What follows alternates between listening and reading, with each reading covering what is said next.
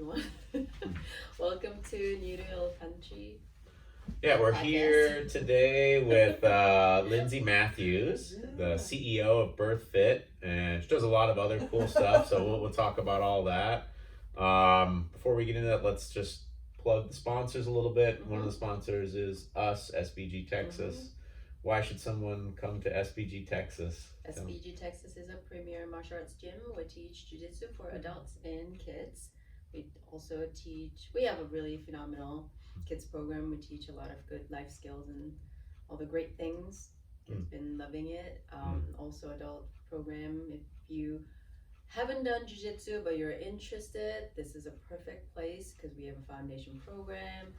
Head coach really breaks it down so anybody can learn regardless of your age, body size, or experience. It's really fun. Yeah. We don't throw you into the lion's den. We actually have an Right. on-ramp so you know what you're doing. There's progressions and things like that. Lindsey's in our foundations program. How are you liking it? I love it, and I think it was what I was looking for, because as I told you in my intro, is that what you call it, or consultation? Consultation, yeah. I was looking for not to be thrown in with the lions. Right. Because that's what I had heard. You know, oh, welcome. Psh, just let's see, die let's every get time. Right. But it is, I think the foundations class is so important. And then, like you mentioned, the kids program. I was wearing this sweatshirt in, where was I? New Orleans recently. And somebody was like, oh, you go to SPG? I was like, yeah, there's one in New Braunfels now. And they're like, God, they have the best kids programs. Wow. Oh, really? And apparently they went to one in Montana, but they moved to New Orleans, and it's not the same. Sure. Find the same. Yeah, it's not the same. Like, Yeah. my jiu-jitsu coach, John Frankel, probably my favorite saying from him is, "Not all jiu-jitsu is created equal." No. Like it's just, everything else in life. yeah, it's just there are really levels to things. I feel that we're really a premier version of all of that. Other sponsor is Element electrolyte mix. If you listen to the show a lot, we always plug it. You've, I'm sure, tried Dude, Element. I got some in here right now. You got some there right now? Yeah. How long have you been doing the Element? Like? Oh man, maybe for a year now. Okay. Yeah, I at least take a packet a day, and then Lance will take. You know, when he goes out on the ship, he just takes like a box with him. Awesome.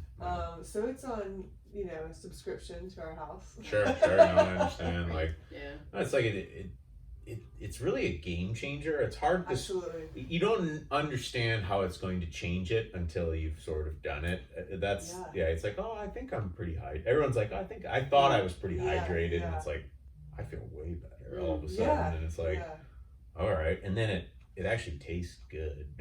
Some of the different flavors, like he loves the raspberry, which I don't love because it's I guess too tart for me. My favorite's the lime. I think citrus. Yeah, yeah. citrus is hard to beat. Yeah. That's like, I don't know. I like a lot of the flavors, but every time I come back, I usually will go on one flavor for a little while, and then whenever I come back to citrus, I'm always like, yeah. I can see why they ran with that as the only flavor first, and it's a good. So, anyways, about Hill Country and Lindsey. How'd you get into Texas, and like tell us a little bit, like like what brought me here. So I'm actually born and raised in Texas. I don't know if you know that. I was born in Houston, and then we like made our way around Texas and settled in the Hill Country, specifically New Braunfels. My mom and stepdad married when I was in 6th grade, I believe, and the rest was kind of history. So my adolescent years and teenage years and growing up were all in New Braunfels, which I think I had the best time and experience growing up in like small town vibes, but also it's like big enough to where there's city-ish things happening, or you can drive to Austin or San Antonio, like they're both an hour away. But yeah, we grew up going on the river, sneaking away, going or having field parties in high school. The town was definitely still small enough whenever you got pulled over by a cop, they knew your parents. And then your parents would know before you even got home. And I was like, you can't keep this from. That's Oh, crazy. wow. Huh.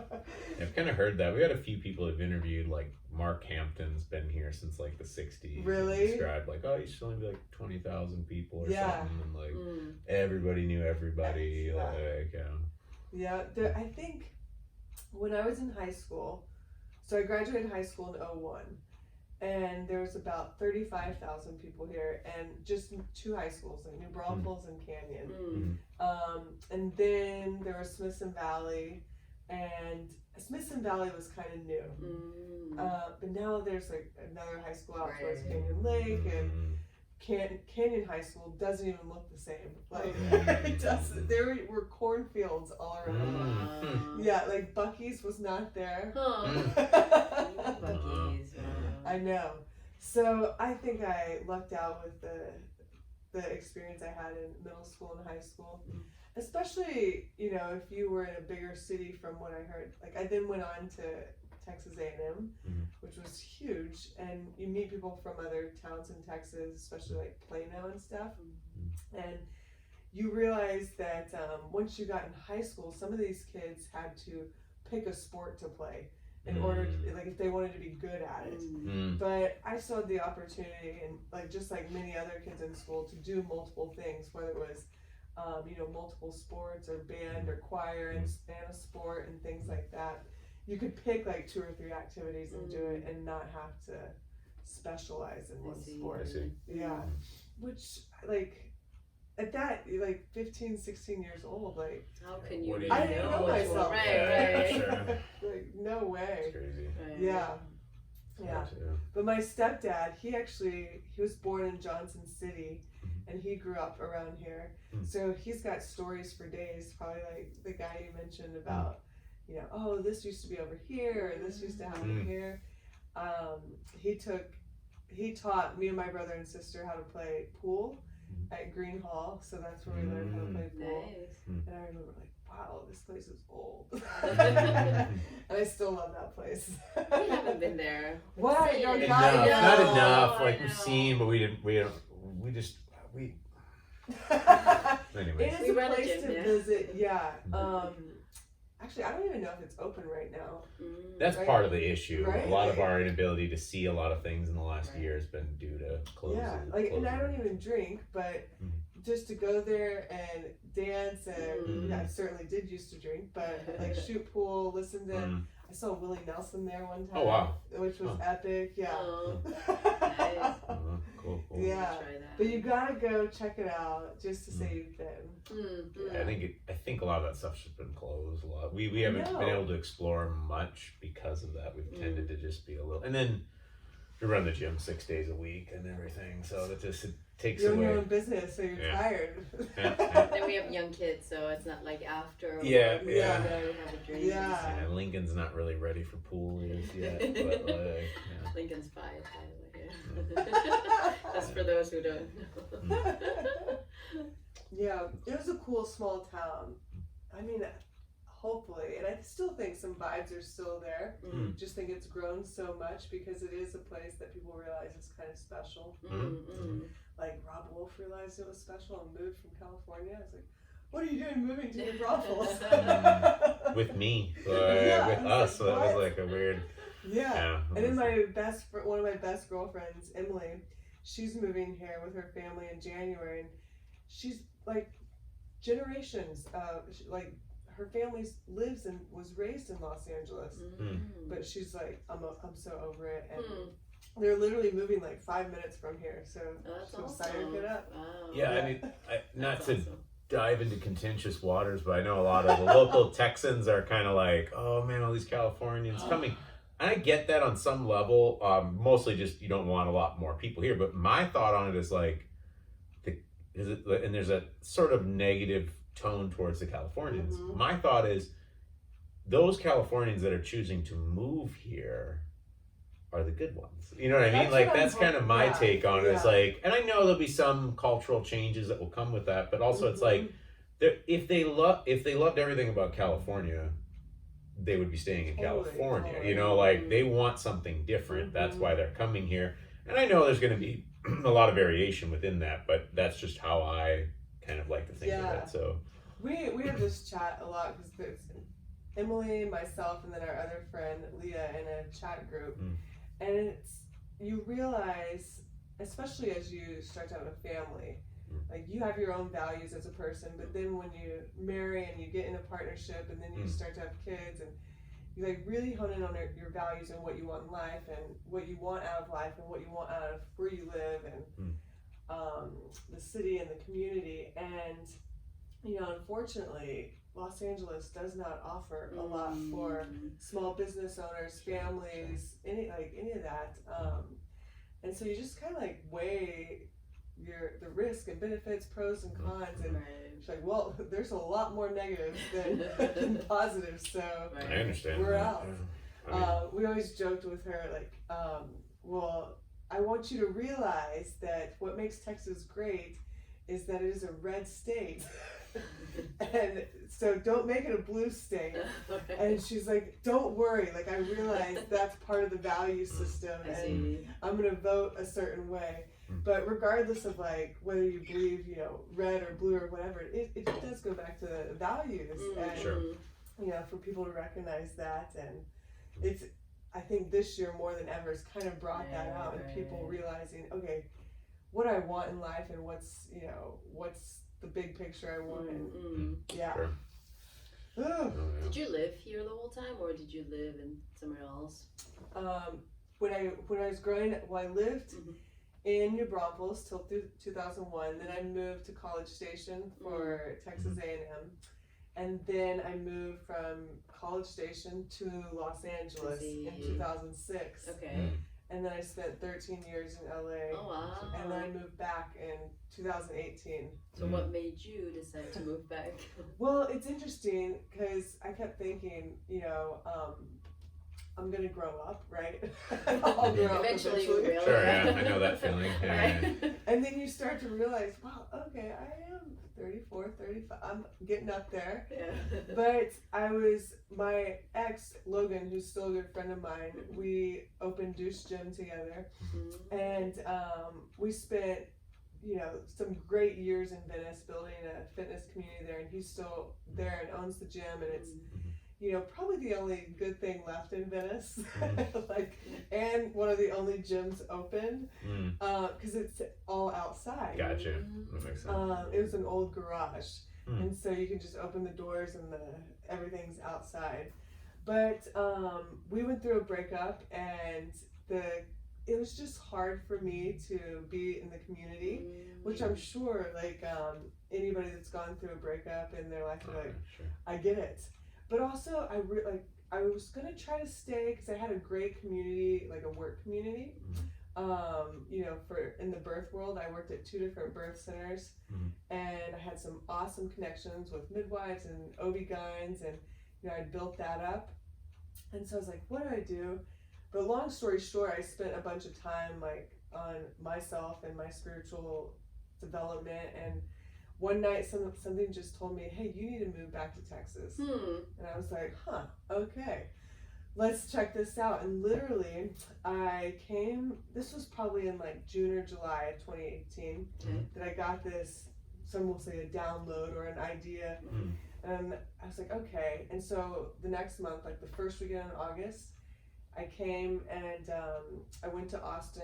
I came with a girlfriend, and I had checked out one place to live, and it was perfect. I signed a lease. Oh wow. You're that sure. That's It was like, yeah. and I'm somebody that's like, okay, if I try on the decision and it feels right in my body, then I'm gonna go for it. Where, you know, other people are like, let me just think about it for a week. Right. I try to think about things for a little bit, but it felt right. That weekend I also went into somebody and I cut all my hair off. Like my hair was probably like down to here. And I cut almost 12, 13 inches off.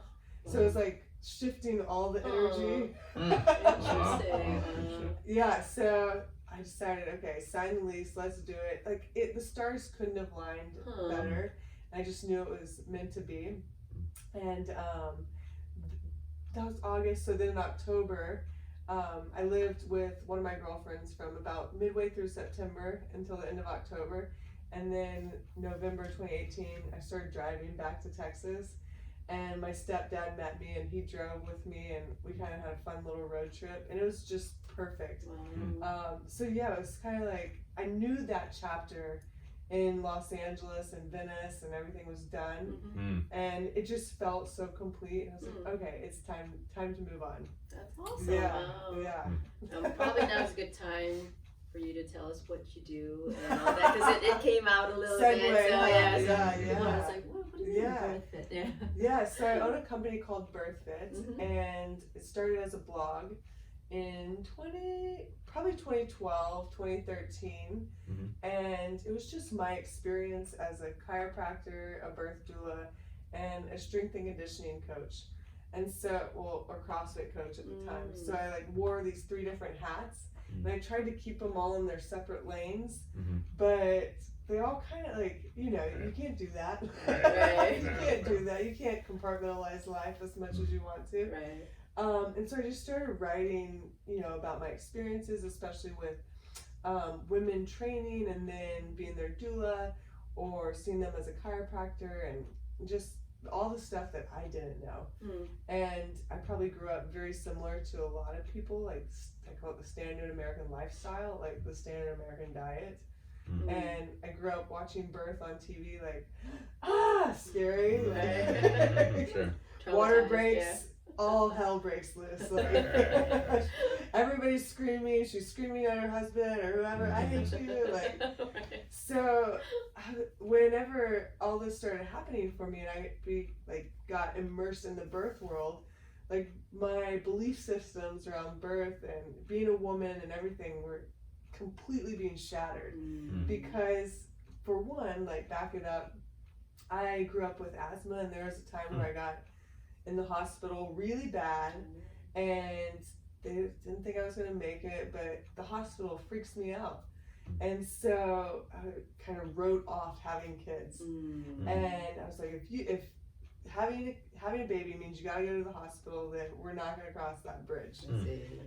So then I got exposed to more options, which I did not even know were a thing. And I discovered, you could do a home birth or a birth center birth, or you could actually have a pleasant experience in the hospital. It's like, okay, so there's all these things out there that if I don't know, I know like my sister or my friend or whoever doesn't know. And so that was some of the stuff I was putting in the blog, and it just kind of blossomed from there. And then in 2017 was the first time I made money on it. that always helps. Yeah, so I had classes like prior to that. The first live class I had was called the Birthfit Postpartum Series, and I wrote this for rehab after birth, and mainly because it was like a light bulb to me that we have a vaginal birth or cesarean birth, and there's no rehab, there's no protocol, nothing. But I can tear my ACL and I know exactly what I'm doing. Like they got me in PT, like my surgeon was like, go to a chiropractor, go to an acupuncturist, and he was awesome, but you have a major abdominal surgery and they're like, we'll see you in 6 weeks. Deal with it. Anyways, deal with it. So I was like, what? And at that time prior, I was in the sports rehab world of chiropractic, and I'm grateful for those experiences because that helped me create this world and this recovery and rehab and stuff for Birthfit. And so I wrote the curriculum for the Birthfit Postpartum Series and started teaching it out of Deuce. And it's so wild to even think about that people like trusted me and would come to this spot because like it's an old auto body shop in Venice. And here's these moms coming in either wearing their baby or rolling the stroller up. And they're like, is this the right? And they come in, we have the first class, and then 4 weeks later they're like, can we do another series? I'm like, yeah, we'll figure it out. Awesome.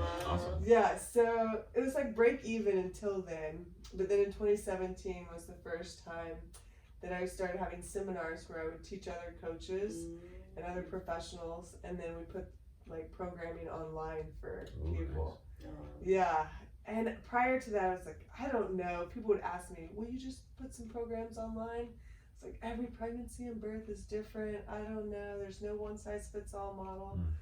But I do have universal like themes and methodologies and, you know, thoughts like that. But yeah, and then it just kind of took off in 2017 and 18. And in 2018, I stopped doing chiropractic full time and just concentrated on Birthfit. And which, thank God, because that's the year I also moved. And, and yeah, it's so wild to look back and think now. Like, it grew exponentially, and I had no idea what I was doing as a business owner. I feel like finally this year I'm learning what I should have known in 2017. Seems like that's a common message from all business owners. It's like, if only I knew this, like when I started it. I'm sure we'll do the same thing. It's our first year. After a couple of years, it was like, I don't know what I was doing. You don't know. You don't know. You're just like, you know what it feels like? And I think somebody used this analogy, like, it's a water hose, right? And you're just trying to get a little bit of water, trying to learn, and trying not to drown. The water hose. When we were opening this gym, we had to go up to Montana to train with Travis Davison, the VP of SBG, and that was 2 weeks. 2 weeks, and I think I experienced like all the emotions I experienced in my whole life in that 2 weeks. Absolutely. Like fear, excitement, overwhelm, like you know, all this like just crazy feelings. And I would have like chugging from the emotional fire hose, rollercoaster. drowning on So the fire hose. much It's like you're in a kiddie pool and somebody's just like, stand up. You're like, oh, okay, and then you fall back down. Oh my God. There were like a couple nights there where we were just like, we're just gonna sit in tonight. Like, just try to like. You've given us a lot of tasks. We haven't really had any time to work on those tasks. I'm just gonna look at this. But having said that, actually, like I really appreciate how Travis and Kisa always remind us, because they could see it in our faces. Like, I know it's a lot, like deer in the headlights. Like, you know, remember we did it for 10 years. It's not something that we did like overnight. So don't ever think that you can do all this like in this year. And it's so great when people remind you of that. Totally. Like, Lindsey, this has only been 12 months. Or, you know, so, so I'm like, that is so true, right? You really have to have that. I think business, the long-term perspective is everything. Like, I mean, I know there's a few lightning businesses that you open and, you know, it's just money in a box sort of. But, like, I think most that isn't the common trend, you know? Like, and one of the best pieces of advice, like, which rings true more so this year than anything, was the one I got along the lines of like, any successful business is adaptable. Like they can pivot on it. And I kept hearing that this year, and I was like, oh, so true. This year's a big proving ground, right? Like consistency and adaptability. Because you can go out hot, and like we did in 2017 and make a ton of money, but like I messed up so much in 2017 and 2018, and it's just like, the consistency and being able to adapt and see where holes are, where you're bleeding money, or where Did you get affected by COVID this year? Yeah, so I mean, I'm pretty open about it because like, you know, I want people to hear about. It's a shit show for anybody. But so Birthfit technically was about 50-50 with our revenue streams. And these were like live in classes, or live in person events, like seminars. And then we have a once a year summit, which was kind of a cool experience. Like once a year, and the past 2 years, not this year obviously, but the past 2 years, it sold out at 150 people. Wow. And so, and those 2 years was in Austin. And to give you some kind of like background, I had the first summit in my backyard with $75 in the bank. Oh wow! Nice. So we escalated. We got a little better. But did you call it summit at the time too? Yeah, I called it the I like that. Summit. I love like that ambition. It's like it doesn't matter. It's a summit. Yeah, and like 12 people came. I was like, who's coming? Like, that's awesome. 12 believers. Right. But yeah, it grew exponentially, right? And then, so we had the summit, and then we had seminars, like coach seminars, and then the online. So it was about 50-50. And when February started hitting, I noticed that there was like 5 summit tickets sold. And no seminar like people weren't doing the in-person stuff. Right. And this was like mid to late February. And I was like, what's going on? And I just was like, kind of like feeling the pulse of things. And I was like, what's going on? And I was asking Imbo, who was in LA, who's moving here.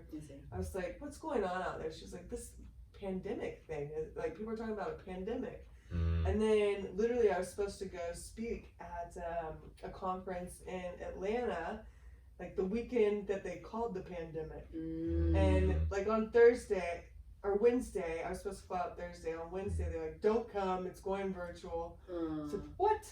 So everything, just shut down. Yeah, it happened really fast. So Yeah, I fast. remember, Yeah. So fast. We were supposed to go to the I was supposed to go to the SBG spring camp. I had a couple guys in the gym were gonna come. We barely had the gym open, and they were ready to go out, and then got shut down. Like we had to cancel everything. It was such a mess. So that immediately we canceled Summit, which we had already put a deposit down. We had already put like room blocks. We had already paid like not speakers, but what do you call it, like audio visual stuff. Sure. We put money into it, and oh my god, I was like so then it caused us, blessing in disguise, long story short, to like look at Birthfit as a whole. Like, who do we want to be? Are we true to our values, our mission statement? Do we want to redo any of this? And we literally redid everything from the inside out. And I just say it's a COVID blessing. We like cut all the fluff, cut the fat, cut the bullshit. But for me, this was a big learning experience because I had to let go of our staff, our seminar staff. And these are like 8 women that I love, and they're just like souls of the earth, and like the best humans, and they live in different parts of the U.S. And I just remember their faces and me telling them, guys, this doesn't exist anymore right now. Like, we have to just close this. Like, if this was a business, this branch of it is closing. And looking at their faces, and they're like, we understand, but just like puppy dogs, and like, but when are we gonna hang out again? I was like, I don't know. And that was the saddest part, because we all like would see each other at least 2 or 3 times a year, and this year like we haven't seen each other at all. And so now, instead of like 10 of us working behind the scenes at Birthfit, there's 4 of us. But on the positive side, it's allowed us to restructure, get clear on our values. And we've redone all of our online programs. So every prenatal training program, every postpartum rehab, training program, everything. And we moved everything over to Train Heroic, which is online, like an app. And it's great for strength and conditioning and delivering programs. And like a lot of strength and conditioning college coaches use them, and Power Athlete uses them. And that's been a huge blessing in disguise, because our community wanted more mobile friendly stuff, and we had kind of explored the app option, but what we wanted was going to be too much money for what we wanted to deliver. And they've already done a phenomenal job of putting together this app, so we're like, oh yeah, okay, we just have to figure out how to use this. And then we've kind of tapped into an audience that we didn't even know existed, basically on the internet. Where I think most of our clients before came from these in-person experiences, or like 2 or 3 degrees of separation, like somebody's sister or friend or whoever, where now people are finding us on Google via a blog or a video, or something that they search and we come up. Nice. It's like, oh, okay, cool. So that's been interesting and a learning experience for me as a business owner. Yeah. But yeah, it's been a big year of learning. Right. Yeah. I mean, I think we had a similar experience. Like, it was devastating because we opened at the end of February, and then we were asked to shut down, like, in the second week of March. Yeah. So we opened for 1 week for consultation and sign people up, and then 2 weeks of classes. Oh my god. And it was going really well, and we waited so long to open. Like, there were many people who knew SBG, were so hard excited to Yeah. join SBG Texas. And then, so it was devastating, but then I don't know, looking back, it was actually good time because it was too overwhelming. Like, we were just doing so starting, much, just two of us, Yeah. and now finally we're in full operation. And then, I think we ended up using that time really well to think Reset. and reset it, Yeah. and kind of get ready, like, emotionally too. I'll say I'll give her credit during the time period. So she actually kind of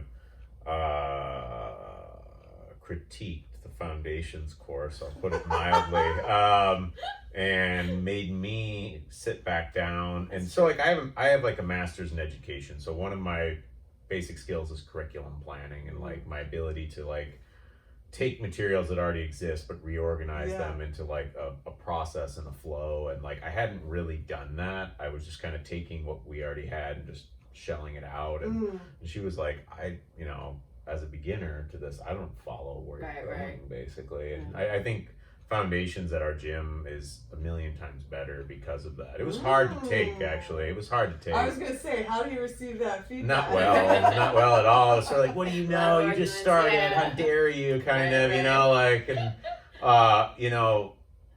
not to criticize the materials from SBG because they were great, but I just felt that, people move something as far forward as they can, and you're able to stand on their shoulders, and like, all I did was tweak, all I was doing is tweaking. I didn't have to recreate all that stuff ahead of it. So like, and that's something that, that's kind of what I say, just even in learning jiu-jitsu. Someone asked me last night, what do I do to get better? It's like, learn everything I'm teaching you before you think of innovating. Yeah. Don't try to innovate before you've actually learned the thing, because that's where you start developing all these bad habits and bad abilities. Like, you really have to, and that's one of my main focuses is I really, and this comes from John, like my coach always saying, it's like, don't reinvent the wheel, always, works for a reason. like always stand on the shoulders of giants, always take from things that people have already done. Don't try to, I feel like young people have that perspective of like, I need to make my mark, like I better not expose myself to anything so I can make this totally super fresh creative mark. And it's like, that's not how the world in any field works. Totally. You have to absorb everything previously done and you add on to it. You don't just fresh bomb things. And it's like so awesome that they paved the way for you. Like, I think about that in, the birth world or the strength and conditioning world. Like, if they hadn't done that, we'd be so far behind. Totally. Yeah. Don't try to start from scratch.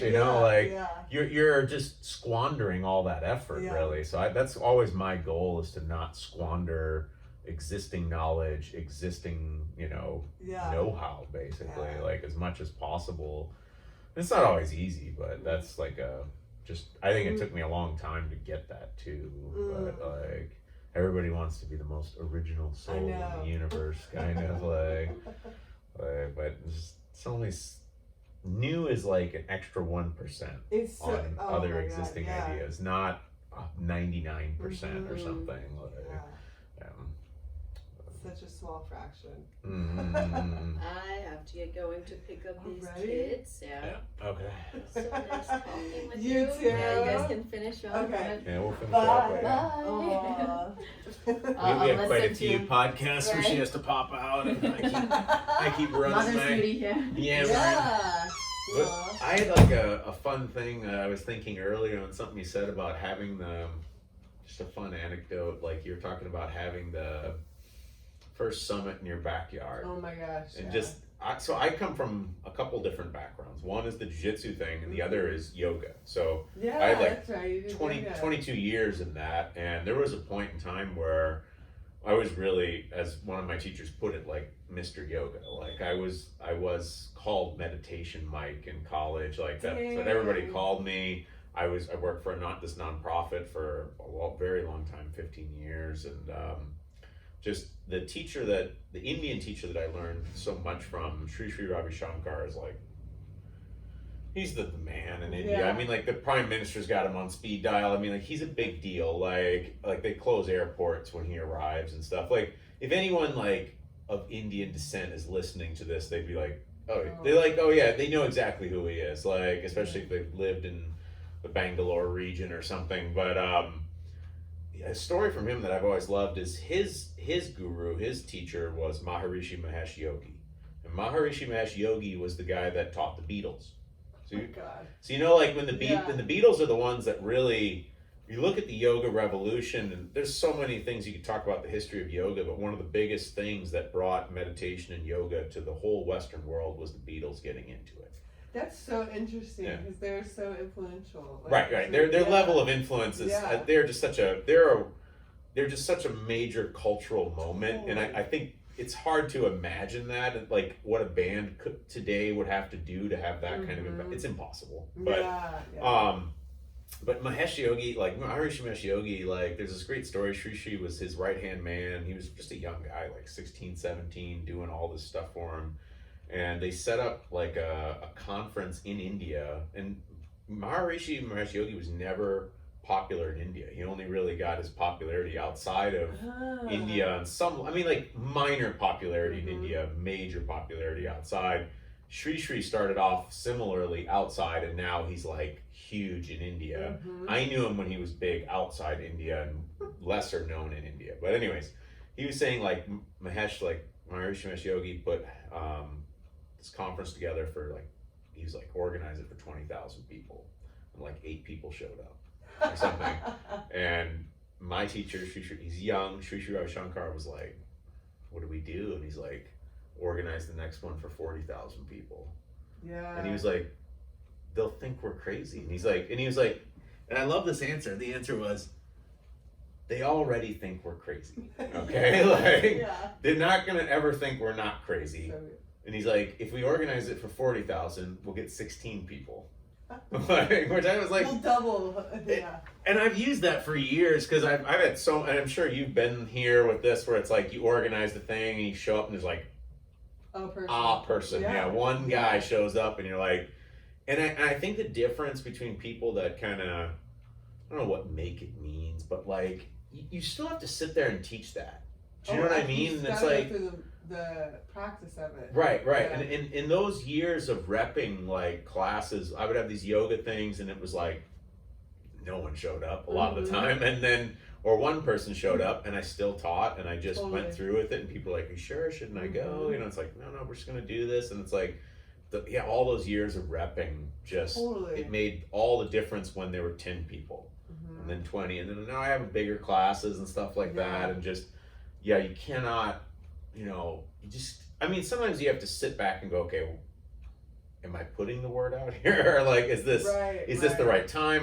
There's all of that too, but I think you just have to you do have to accept those humble beginnings. And I love that story of the backyard. And just like, I see it. I feel it immediately, because I've been in the backyard. I've taught from the backyard, and it's like, It's, for the humble beginnings is so real, and like the being able to even here, like, show up for 1 or 2 people, if that's all that shows up for the class. And there were so many times in Los Angeles that the crazy thing was the first postpartum series I did sold out. But then when I wanted to offer it at a second venue, which was across town, that it did not, and it was like one person, and I was like, what do we got? It's so hard to read those things. You're like, what happened? Is it? What did I do? And you never know if it's you or if it was rainy that day. Or, you know what I mean? Like I have classes here some nights where it's like, no one's here. Cricket. And at first you're like, you have a moment always where you're like, what did I say on Tuesday? Like sort of like, when I think about Tuesday's class, and then I'll hear from someone will text me, it's like, hey, traffic's backed up on I-35, there's some huge accident. There was one night, there was some huge accident, and like everyone was like 30 minutes late or something, and it was kind of like, and a lot of people just turned around, I'm pretty sure, and like, you're like, oh, okay, like, but yeah, you definitely, man, you got to be willing to drive through on stuff. Persist, that's huge. I don't know. I just, that backyard story, I was, I feel that 100%. I mean, this gym in some sense started in my garage when we moved here. Rob and I were training in the garage with Nikki and stuff, and I think Jason Kilgore of like Trident Strength and Conditioning came over one time or something, like, because we couldn't get the thing open, like, and it was, you'll remember those times for sure. It was, like, you look back and laugh. Oh my god! I remember when we opened and then had to close and. Well, and that's tangent, but I tell people a lot of times, I get a lot of people, especially former SBG guys that are in different parts of the country. They were in SBG, they moved to another part, and I'm not trying to disparage all other gyms, but frankly, a lot of them suck. And you know, they move somewhere else. I got this guy down in Houston he's like, you know, I tried this gym, I don't like it. You know, he got so spoiled at SBG, and he was up in like Portland and like the headquarters. He was in Edmonton they've got a great gym up there. You know, these guys are, Steve Winjet runs the gym. He's like super cool, and just, you know, he's like, he's asking me like, what do I do? It's too far for him to commute up to NB. And he came up for like a seminar or whatever, and super cool guy. And I was like, man, get 2-3 people and just start in a gym. You start in your garage, you know, just get some mats, and you might be better than going to a bad gym, and you probably get injured less. You can work on the things you want to work on. And I mean, that's all the CrossFit stuff was at the end of the day in the beginning. It was all in garages and little, like, it wasn't, Rob's always talking about the beginnings of it all, and you know, none of these things are what they look like now. They're so far from it. Like, my boyfriend Lance was part of CrossFit in the beginning, like, and he used to teach the seminars in South America.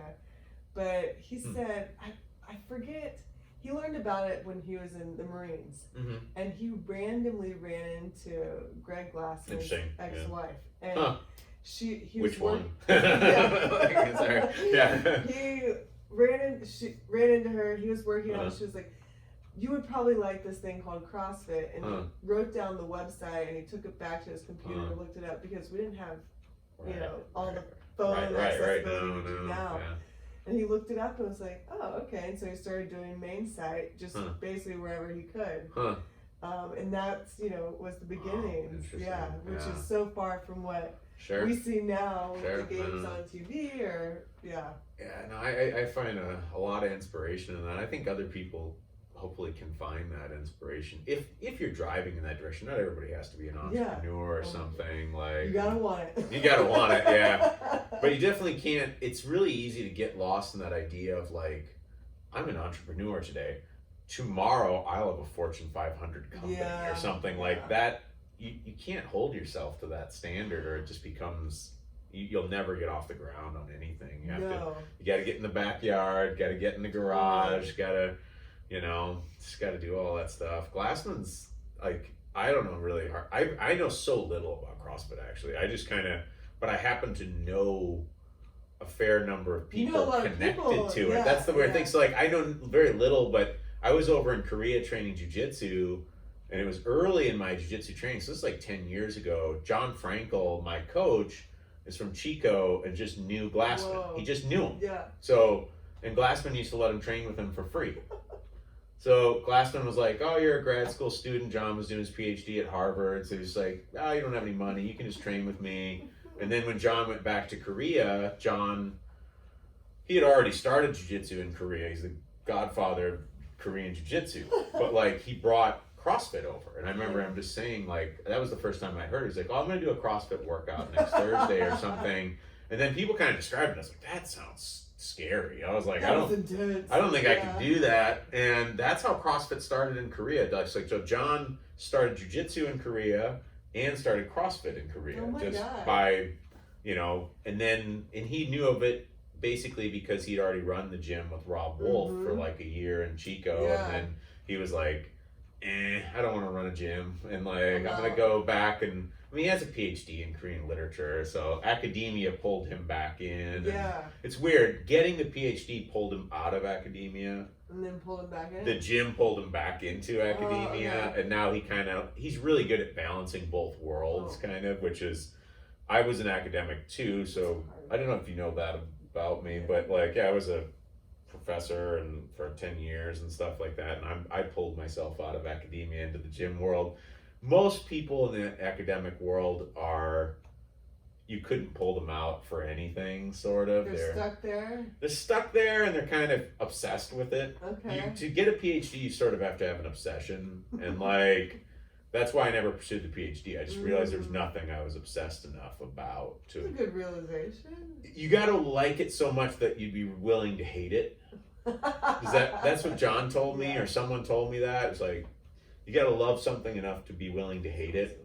Yeah. Which is like, I feel that way about jiu-jitsu. Like, I love it enough that I'd be willing to hate it for periods, kind of. Is that, like, I mean, that's kind of like almost like am I going to marry this person? Do you love them enough to be willing to hate them? Because they're going to piss you off. Right, and like be able to move through the hate back into. That's I didn't really.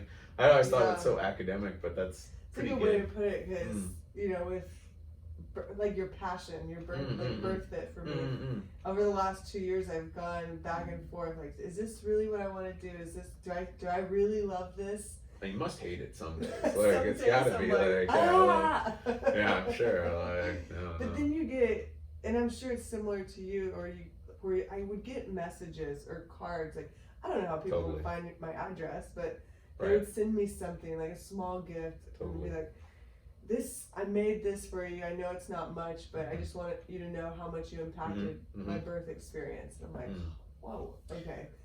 Restart. Yeah, no, those are so huge. I get them in the adult program a lot. Like, I always feel like I'm David Copperfield or something in there. I'm like showing you guys magic tricks basically that you can do with your body, and I really thrive off of the eyes, like people being like, like, and I always get new cohorts coming in to always give me that, like you weren't here this week, but there's like an up kick from open guard, and whenever I set that up and everybody sees it for the first time, especially the guy I'll set it up on him and I cock that foot back, and the look in their eyes, I'm like, this is what we were all building toward, and they're like, oh, this makes so much sense, and it's just like, wow, because usually people are like, oh, I don't think this is gonna work, and you realize I was always just corralling you to get this up kick, and it's like, oh shit, this totally works, and like there's like this totally like lizard brain fear that runs through you when you see that foot cock back, and it's like, oh, jiu-jitsu is for real, kind of like it's magic. But in the kids program we get these feedback from parents sometimes, and it's like, now he's doing better in school and all this, and we know it's from when he started here, and I'm like, are you I'm always like, are you sure? Like, that's how I feel, but it makes so much sense, because it's an outlet, it's like an energy corral source. They're learning how to socialize, protect themselves, use their body, gain confidence, you know. I have a tertiary question. This is something that came to me this week, and I'm not trying to be negative about other things, but like, you have a business. I feel like we're on the same page as running a business. Like, obviously we need to make money, because we gotta have lights on. You gotta pay the bills. And I've got a family to support and all that kind of stuff. So we have to learn the admin side of it, which is the worst part of it, I'm sure. But we're mostly driven by a passion to do it. Do you feel weird when you go, like, I'm sure there's times where you go to like business mixer type things and stuff like that. Do you feel weird when you mix with people that are actually but they're actually really just about the money? Yeah. Do you feel that, like that oil and water? I kind of feel that sometimes. I I'm get it. Yeah. I was like right away. And so I used to be really good about going to networking things, especially in Los Angeles. But then I've been really selective over the last couple of years. Interesting. Yeah, for that reason, I'm like, I always try to look at choices I make in like 1 or 2 or 3 steps beyond. Like, if I'm going to meet somebody here, like, possibly what is their career, what do they do, what could be their long game. Because I get a ton of requests for Birthfit, like, hey, can we partner? Can we do an Instagram giveaway? Can we do this? And you know, it could be a shit product. And I look at the product and there's like tons of sugar in it, or it's like a crappy I've prenatal been there already, right? And you're just like, no. But yeah, so it's, hey, can I come sell candy at your gym? I literally had a guy sitting like right here on the sofa, like wanted to I'm put like, some did you vending read machine, anything that we were about? Like, like no. Oh my god, no. So thank God I have Kat, who's like our admin queen, our COO person, everything. I'm like, Kat, if they don't align with our values, if it's like, if it's a supplement and it's not like clean, real whole foods, you know, we're big on promoting like real foods, high quality meats, you know, lots of meats, plants, veggies. Right there with you, I understand. And so if it's somebody trying to promote a vegan diet, and this, you know, is kind of, this was hot in LA, but it's like we don't really agree with the vegan diet and pregnancy and postpartum. There's so many nutrients missing. I totally understand. And so that's a big one where people are like, look, can we do this green algae protein thing? I'm like, no, like get it out of here. Yeah, I know. I mean, it's it's really not contentious. Like at the end of the day, like adults, whatever you choose to do diet wise, adults are extremely, like Rob just had a big post on this. It was a couple months ago, but it's like adults are pretty adaptable. Like I was a vegetarian for like 14 years or something. It's like adults are pretty adaptable. Like once you've, and this is just history. Yeah. When human beings, look at other tribes, when human beings hit about 20, you know, like they basically live to 60, and that goes back maybe a million years. Like as long as you don't get hit with a rock at that point, you're most likely statistically going to make the 60, and that's pre-agriculture. You know what I mean? Like you'll thrive, you know. But like we look at child mortality, and it's all in the early stages when the body's not that well formed, and unfortunately, there's quite a few stories of you go that all vegan for the kid and don't always get those outcomes that are pretty good. I mean, it isn't probably every single time, but there's enough that it's issues. Like it's enough that there's issues and something to be thinking about there. Like, and I would not recommend it to anyone, and especially not if the idea is that this is going to promote optimized health or something. I don't think there's solid research to back that. You're cherry picking, and you're really looking past some pretty solid evidence to draw that conclusion.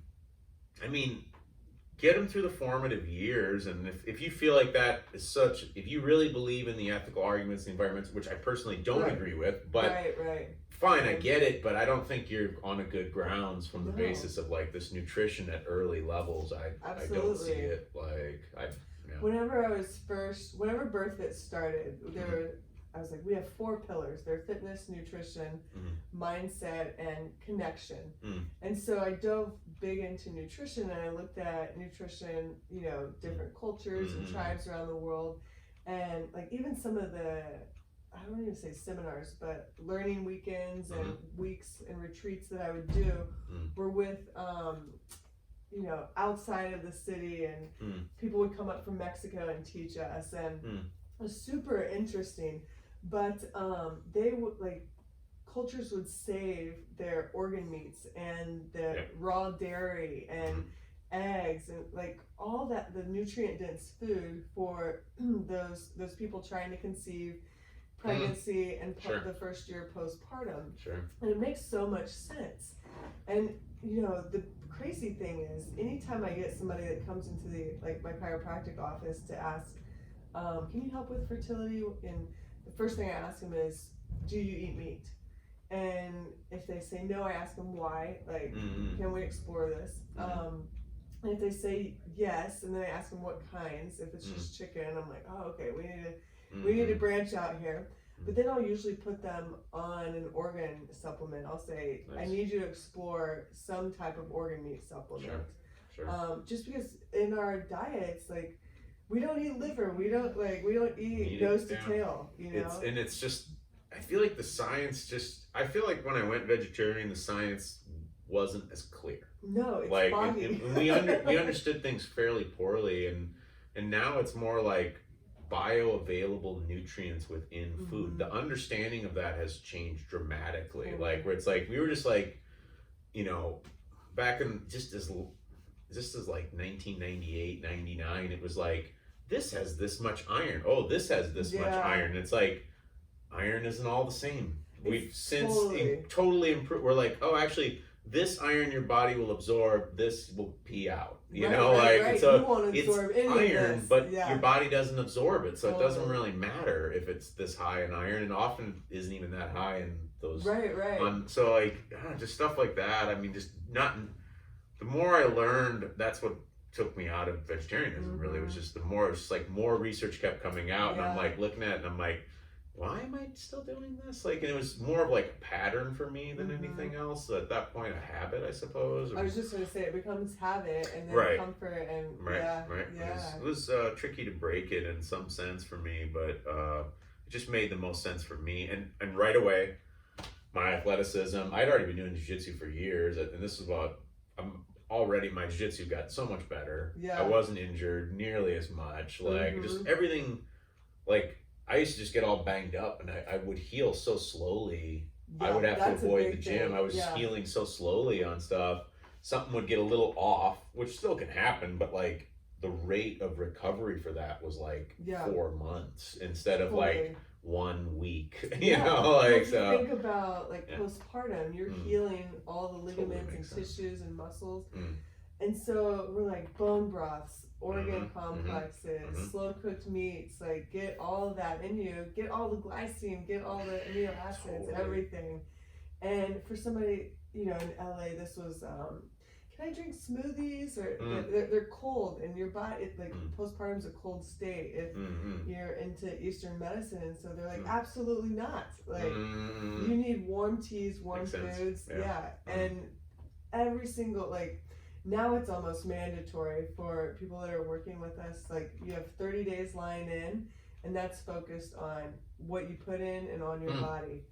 Awesome. And then after 4 weeks, then we can start moving with like Birthfit basic stuff again. Totally makes sense. Yeah, but like it goes right back to recovery and healing ligaments and connective tissue. Yeah. No, pelvic floor. I have a good one, and you can try to remember this or whatever and talk about it. We talk about traditional diet. So probably the earliest recorded human advice on diet, depends on how you look at it. So I have this big blog that I'm still waiting to write, and I was kind of processing this whole thing on the origins of vegetarianism, because it all comes down to basically Jainism and early yoga and all. They're the origins of it, really.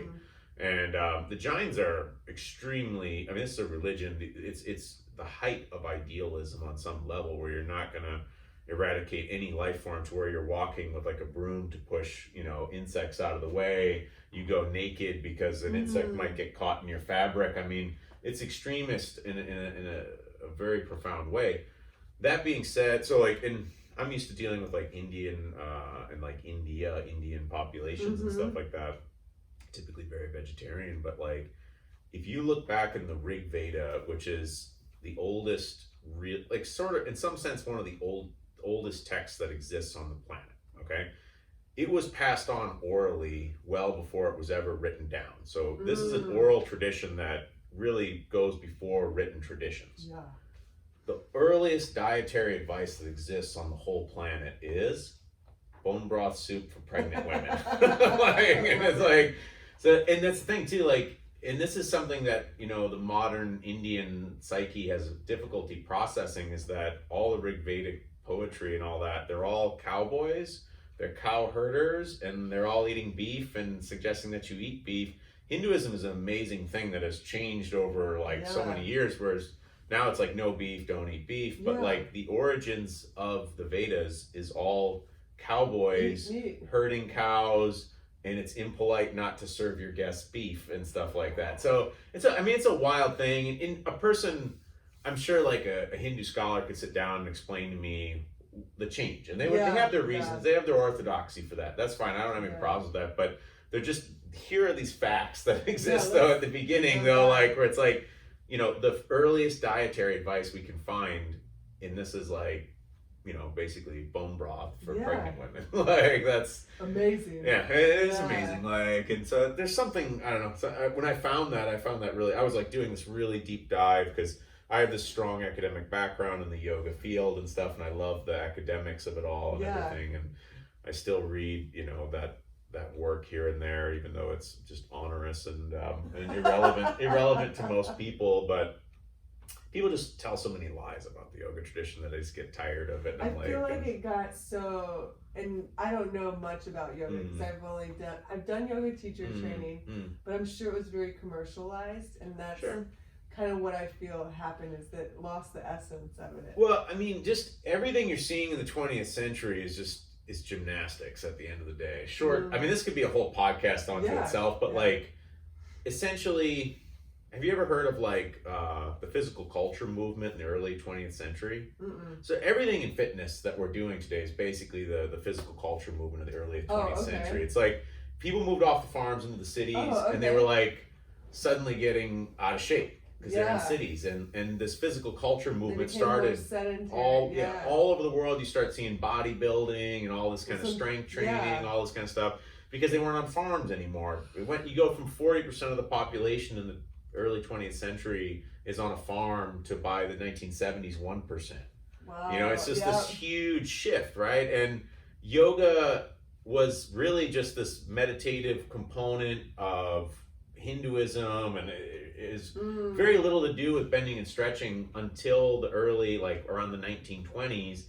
The Indians basically caught the physical culture vibe and wanted to build their own physical culture. They yogified it, so to speak. They integrated it with these texts and things like that, but all that bending and stretching largely just came from European gymnastics. It's like less than 100 years old. Pretty much, yeah, pretty much. I mean, we have some like, I know there are contortionists and stuff like that we have proof of historical evidence-wise earlier than that, but we don't have systematic bending and stretching. And even when they start talking about the hatha yoga going back to the medieval period, it's like still there's not a lot of bending and stretching going on. It's largely this kind of breathing techniques. I was just gonna say breathing. Cheesecloth through the nasal passages and all that kind of stuff. Fun.